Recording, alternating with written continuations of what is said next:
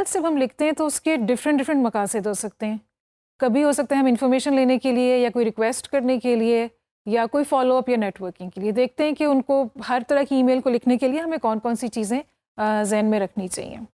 अगर हमने नेटवर्किंग के लिए ईमेल्स करनी है तो उसके लिए एक अलग तरह की तैयारी उसके पहले हमें करनी होगी। बेसिकली ये कि हम ईमेल्स की अपनी एक लिस्ट बना के रखें कि किन लोगों को हमने अपनी नेटवर्किंग के लिए ईमेल भेजनी है।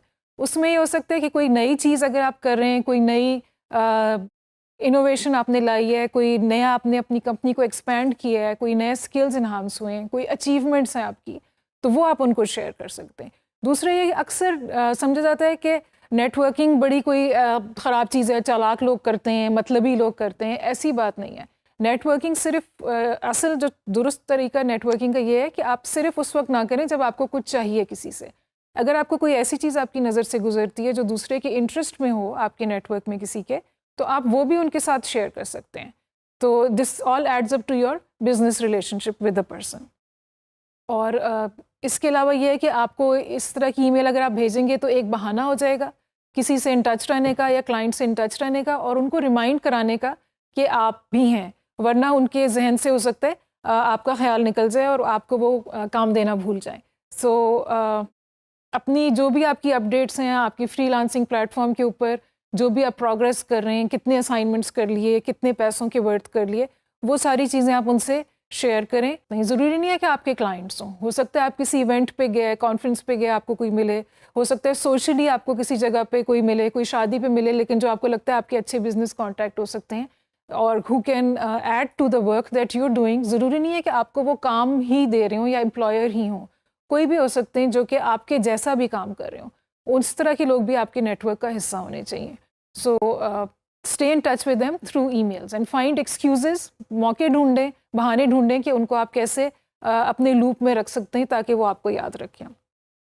उसमें आप स्टार्ट कैसे कर सकते हैं? पॉसिबल स्टार्टर्स उसके ये हैं, we would like to share our success, और उसके आगे आपने जो भी कुछ किया है उसमें thank you for providing us opportunities to prove our worth, today we are. कोई आपका पुराना जिसने आपको असाइनमेंट दी हैं उसको आप बताएं कि भाई आपने हमें काम दिया पहले और अब हम यहाँ पे पहुँच चुके हैं। और फिर जैसे कि आप ये बता दें कि हमने इतने 27 असाइनमेंट्स किए, submitted to satisfied clients in under 3 months, our team is all set to take new jobs. तो इसमें आप स्पेसिफिक सी कोई इन्फॉर्मेशन दे रहे हैं, अपनी कैपेसिटीज़ बता रहे हैं, it has a bit of a punch, power statement है, थोड़ी सी नंबर्स और स्टेटिस्टिक्स के साथ।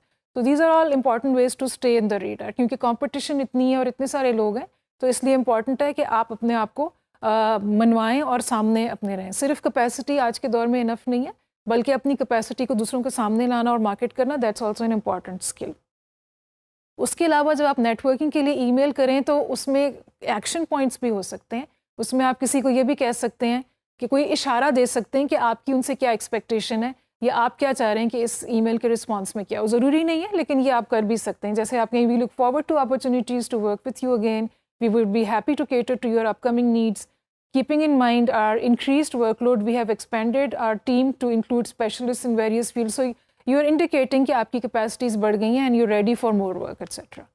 तो फिर दूसरी चीज़ होती है फॉलो अप ईमेल्स। अक्सर होता है हम सोचते हैं हमने उनको लिख के भेजा, हमने उनसे ये रिक्वेस्ट की, लेकिन कोई जवाब नहीं आया, ये लोग इस तरह जवाब नहीं देते, एट्सेट्रा। तो there is no shame in knocking twice. इसमें कोई शर्म की बात नहीं है कि आप किसी को दोबारा से पूछ लें कि आई एम सॉरी, वो हमने आपसे एक रिक्वेस्ट की थी, maybe you didn't get the time to look at it and this was what we had wanted.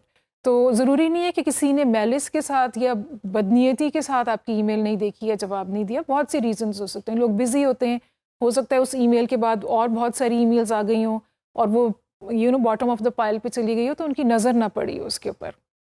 तो आप बेफिक्र होके उनको दोबारा से करें, और जब जवाब उनको फॉलो अप ईमेल करने से पहले एक दफ़ा अपने जंक फ़िल्टर में देख लें। हो सकता है उन्होंने जवाब दिया हो और वो जंक फ़िल्टर में चला गया हो, और अगर उन्होंने जवाब दिए और आप फिर फॉलो अप ईमेल करेंगे तो that will not look really nice. So just check, make sure कि वाकई जवाब नहीं आया, और फिर आप बेफिक्र होकर वेरी पोलाइटली एक फॉलो अप ईमेल उनको कर सकते हैं। और कंसिस्टेंट होने में कोई हर्ज नहीं है, as long as you stay polite, very polite. उसके स्टार्टर्स कुछ ये हो सकते हैं कि this is with reference to my mail dated such and such regarding this topic, जो भी था, I was wondering if a decision has been reached regarding ये। तो इसमें स्पेसिफिकली आप बिल्कुल करके और उसको सॉफ्टली और पोलाइटली आप अपनी एक बात कर रहे हैं। उसका एक ऑप्शन ये हो सकता है, last week I submitted the proposal doc you requested for your website design assignment. I just wanted to check if you received it and if you require any clarifications or additional information. हो सकता है इसका भी जवाब ना आए और फिर कोई बात नहीं, आप 2 दफ़ा पूछ के छोड़ देंगे। अगर आपको लगता है कोई होप है तो आप तीसरी दफ़ा पूछ लें, लेकिन ये कि एक दफ़ा फॉलोअप तो करने में कोई हर्ज नहीं है, बल्कि वन शुड, तो specially if you are interested in an assignment. और फॉलोअप ईमेल्स में आप उनको एक्शन पॉइंट्स जो आप आखिर में दे सकते हैं वो ये हो सकते हैं कि आप उनको बताएं कि I am excited about this project and look forward to hearing a decisive response from your side, यानी कि हाँ या ना में जो भी रिस्पांस है, I look forward to hearing it.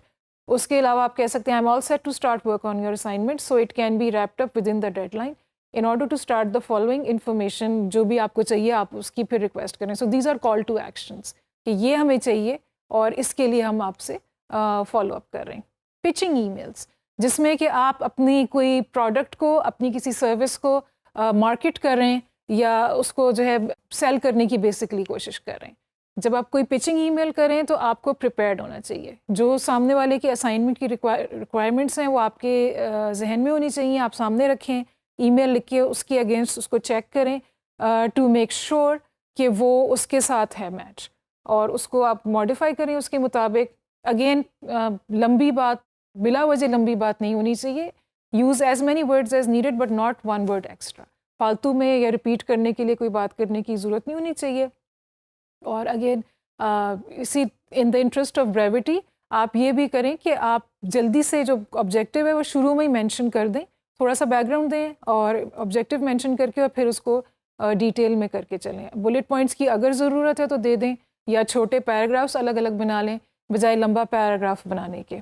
और अपना जो पोर्टफोलियो है आपका, जो आपने अचीवमेंट्स हैं, वो ज़रूरी है कि उसके लिंक्स यहाँ पे आप दें, या एज अटैचमेंट्स अगर आप कुछ करना चाह रहे हैं तो वो साथ में करें।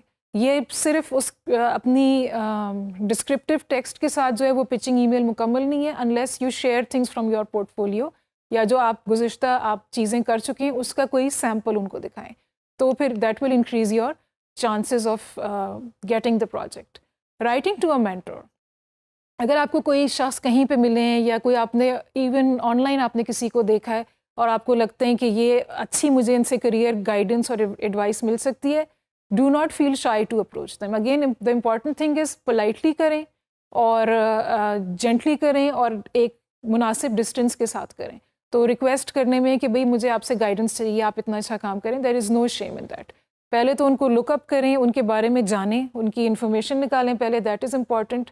और अपनी बात कम करें, अपना काम जो है वो ब्रीफली इंट्रोड्यूस करें। अभी आपको उनसे कोऑपरेशन चाहिए और उनकी आपको गाइडेंस चाहिए, उनको आपने एज अ टीचर आप उनको इंगेज करना चाह रहे हैं या इंटरेस्ट करना चाह रहे हैं। You may not have anything to offer, लेकिन वो भी आप कुछ ना कुछ ऑफर कर सकते हैं। Let's see, you can offer them support on an assignment. आप उनको कहें कि आप मेरी हेल्प कर दें कि आप ब्लॉग सेटअप कैसे होता है या इसको मोनेटाइज कैसे करें या किसी चीज़ में, और आपके I would love to contribute to you 1 or 2 assignments for free.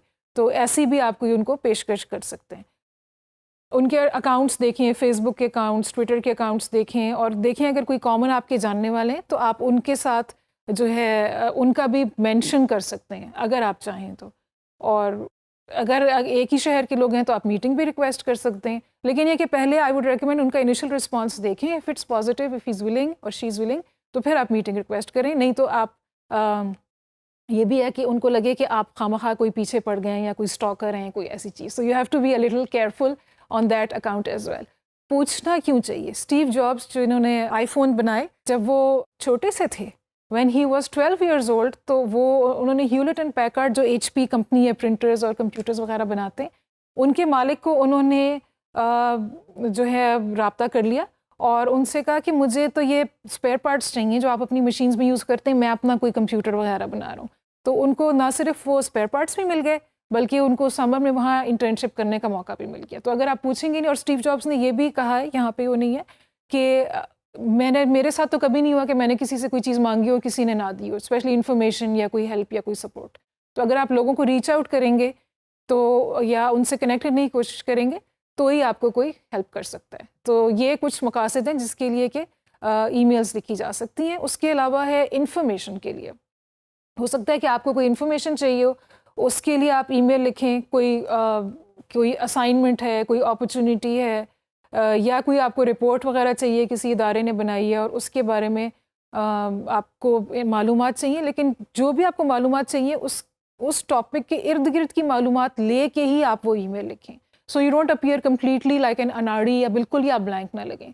कुछ अगले को ये लगे कि हाँ इसके साथ इंगेज करने में, इसको इन्फॉर्मेशन देने का कोई फ़ायदा है। इस तरह की ईमेल्स के लिए कुछ स्टार्टर्स हो सकते हैं। I am writing to inquire about, I am writing in connection with. Action points ये हो सकते हैं कि I would be grateful if you could send, could you possibly send, would it be possible for you to tell me?